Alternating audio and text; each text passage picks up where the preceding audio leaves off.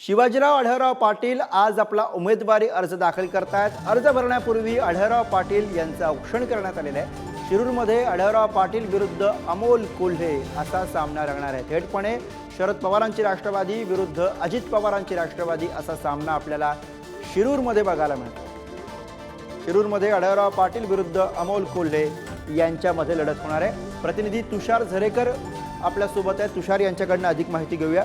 तुषार, आढळराव पाटील आज आपला उमेदवारी अर्ज दाखल करतात, कोण कोण यावेळेला उपस्थित असणार आहे, कसं आयोजन करण्यात आलेलं आहे?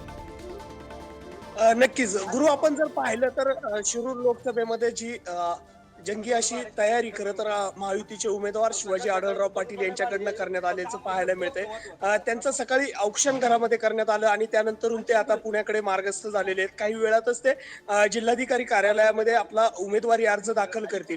उपमुख्यमंत्री अजित पवार असतील, उपमुख्यमंत्री देवेंद्र फडणवीस असतील, यांच्या उपस्थितीमध्ये आज खरं तर सभा होणार आहे आणि या सभेमध्ये खरं तर काय बोललं जातंय हे पाहणं महत्वाचं ठरणार आहे। मात्र या सभेला आज मुख्यमंत्र्यांची अनुपस्थिती हा खरं तर चर्चेचा विषय बनल्याचं पाहायला मिळते। कारण शिवाजी आढळराव पाटील हे खरं तर मुख्यमंत्र्यांच्या जवळचे मानले जातात आणि मुख्यमंत्रीच आज खरं तर या ठिकाणी नसल्यामुळे याला एक विशेष चर्चा खरं तर राजकीय वर्तुळामध्ये पाहायला मिळते। दुसरी गोष्ट जर आपण पाहिली तर सर्वात महत्वाची म्हणजे शिवाजी आढळराव बरोबर अनेक कार्यकर्ते खरं तर पुण्याकडे रवाना झालेले आहेत। शिरूर लोकसभा मतदारसंघात त्यांनी जंगी असं शक्ती प्रदर्शन केल्याचं पाहायला मिळतंय। त्यामुळे यावेळेस अमोल कोल्हेंना रोखण्यासाठी शिवाजी आढळराव पाटील हे तत्पर असल्याचं पाहायला मिळतंय गुरु।